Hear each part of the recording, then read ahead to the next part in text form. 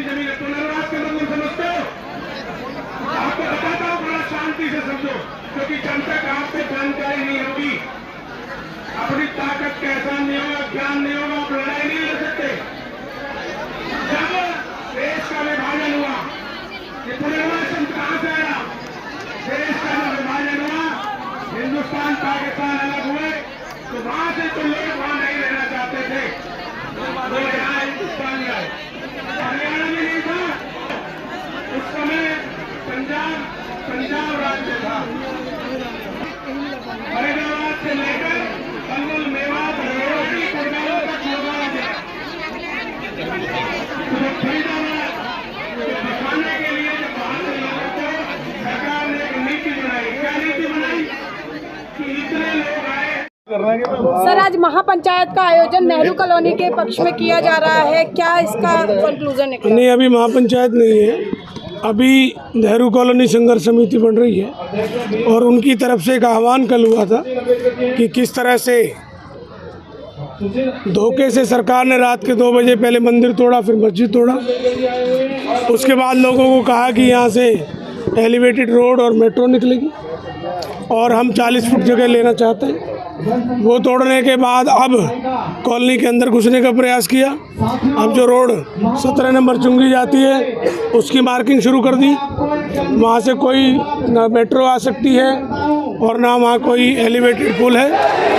और वैसे भी अभी तक कोई DPR नहीं बनी है, प्रस्तावित कोई नक्शा भी सरकार के पास नहीं है। गुड़गांव से फरीदाबाद तक बनना है, सिर्फ ये 200 मीटर की जगह चिन्हित की है तोड़ने की, और कुछ नहीं। क्या लगता है सर, क्यों पिक एंड चूज? पहले तो इनके वेस्टेड इंटरेस्ट है अपने भी, क्योंकि मैंने सुना है कि यहाँ ये जो पुनर्वास की बेशकीमती ज़मीन है, आज उस पर इनकी नज़र है और ये चाहते हैं किस तरह से खाली करके चले जाएं और ये पुनर्वास की ज़मीन को अलॉट कर दें और अपने मॉल्स बनाएं, अपने काम करें। इनकी बदनी की थी। दूसरा, यहाँ ये भी चर्चा सुनने में आई है कि यहाँ फैक्ट्री जो है उसमें भी इन लोगों ने अपने हिस्से डाल दिए। कितनी बड़ी फैक्ट्री है ये? 3 एकड़ बताते हैं शायद, मैं भी जानकारी ले रहा हूँ। पूरी जानकारी लेने के बाद हम इसको रखेंगे। जब DPR रिपोर्ट नहीं, नक्शा आज तक नहीं है, तो किस बात के लिए कह रहे हैं? और मैंने पहले भी कहा था कि आप लोगों से बात क्यों नहीं करते, चोरों की तरह क्यों आते हो और बल प्रयोग क्यों कर रहे हो?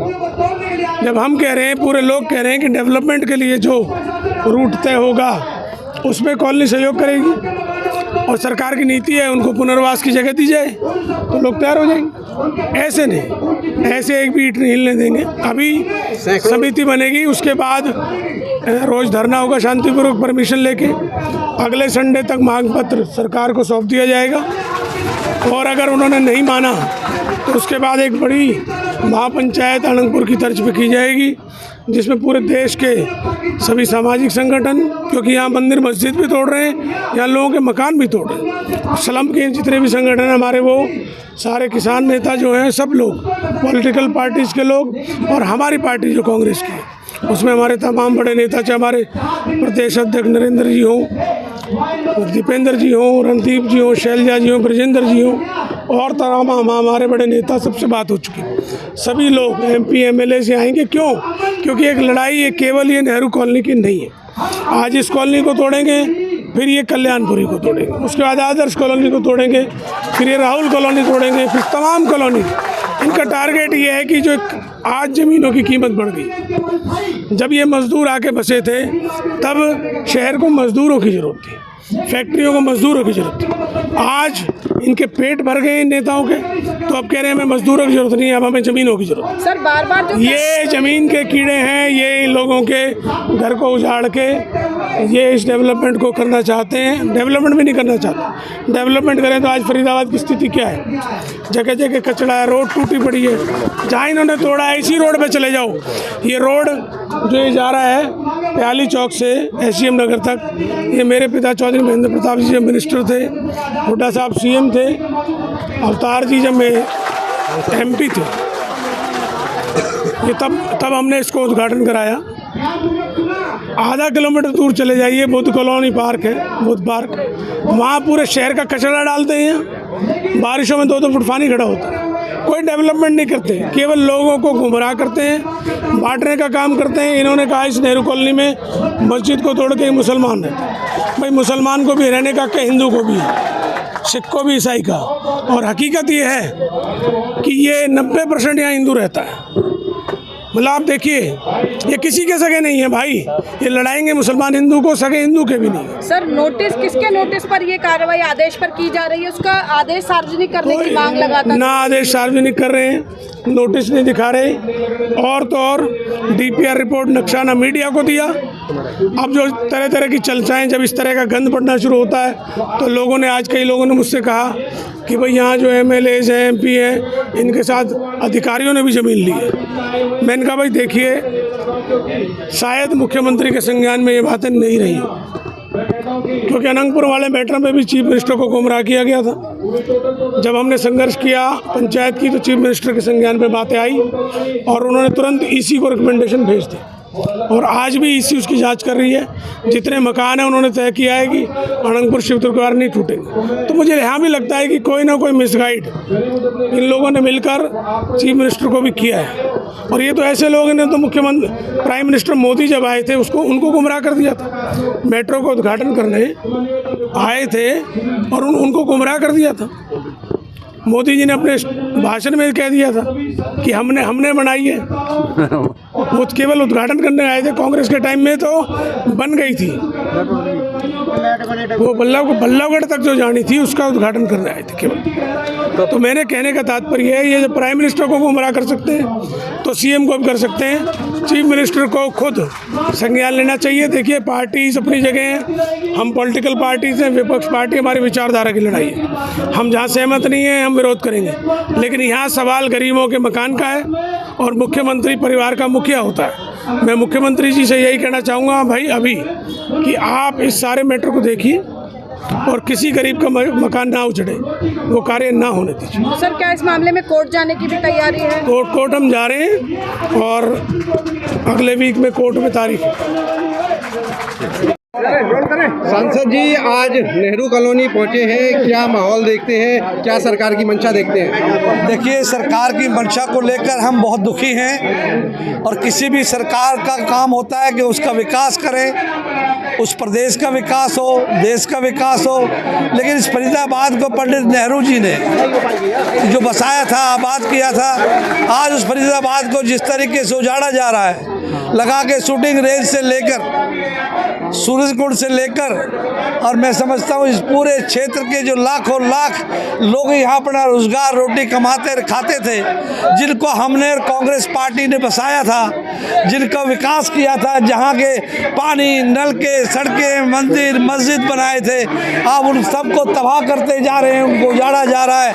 तो आज इस सरकार की क्या उम्मीदें की जा सकती है? बहुत ही भयंकर। हम तो यही समझते हैं, अगर तो यहाँ इस सरकार की, यहाँ के नेताओं को समझ में आएगा तो ठीक है, नहीं आज ये पंचायत करने के बाद फैसला करेंगे। यहीं तक नहीं, अगर यहाँ की सरकार और यहाँ के नेता और यहाँ का प्रशासन इन लोगों को उजाड़ने पे तुलेगा तो हम उसका विरोध करेंगे। यहीं तक नहीं, हम यहाँ दिल्ली से लाखों लोग कूच करेंगे फरीदाबाद से दिल्ली के लिए, और दिल्ली की सरकार को कहेंगे कि ये दिल्ली देश को आबाद करने के लिए ये सरकारें, आपको हमें गरीबों को उजाड़ा जा रहा है। सूरजकुंड में देखा होगा आपने, वहाँ के बड़े महल और बड़ी बिल्डिंगें आज भी बड़े लोगों की हैं, बिल्डरों को दिए जा रहे हो सूरजकुंड के आसपास, और गरीब लोगों को उजाड़ दिया गया। वहाँ बहुत सी लोगों की मौतें हुई। आज सब जगह सार कर बिल्डरों को ये ज़मीनें देने के कारण ये ज़मीनें खाली कराई जा रही हैं। इसको आबाद किया था। मेरा यही कहना है कि हम इस सरकार के खिलाफ उनके अनुरोध करेंगे, नहीं विरोध। जनता को यही कहना है मेरा कि जनता सड़कों पे आएगी और हम दिल्ली तक संघर्ष करेंगे इन गरीबों के लिए। मंत्री जी एक बात और, देखिए रात हो या दिन हो, इनको रात और दिन कुछ नहीं दिखता। इनको लूट मार खसोट का काम है। लोगों को उजाड़ो, उनकी ज़मीनें हड़पो और पैसा कमाओ, यही धंधा रह गया इन लोगों के पास। पाल जी कहते हैं कोई भी अवैध कॉलोनी होगी, अतिक्रमण होगा, विकास की राह में आएगा ना, हटा दिया जाएगा। अरे वो तो क्या हटाएंगे, वो खुद ही हट जाएंगे अगर थोड़े दिन रहे तो। अगर यही रवैया रहा इस सरकार का और यहाँ के नेताओं का, तो लोग समय आने पर इनको ऐसा पतन करेंगे जो याद रखेंगे।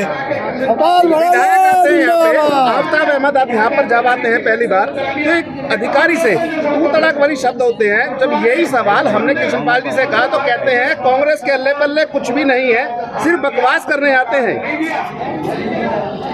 लोग तुम्हारे पास क्या था? तुम तो लूट मार के ठेकेदार हो। ये सब कुछ जो किया, लाखों करोड़ का विकास किया, फ्लाईओवर, मेट्रो, सब कुछ कांग्रेस पार्टी ने, नेहरू जी ने, कांग्रेस पार्टी ने, हुड्डा जी ने, हमने सबने, कांग्रेस जन ने मिलकर इसका विकास किया था। आज ये इंडस्ट्री टाउन में एशिया के 4 नंबर पर आता था फरीदाबाद, आज सब कुछ बर्बाद हो गया। न इंडस्ट्री बची है, न मजदूरी बची है, न रोजी बची है, न सब जमीन जायदादों को रात को भी लूट रहे हैं और दिन में भी लूट रहे हैं। ठीक है, धन्यवाद।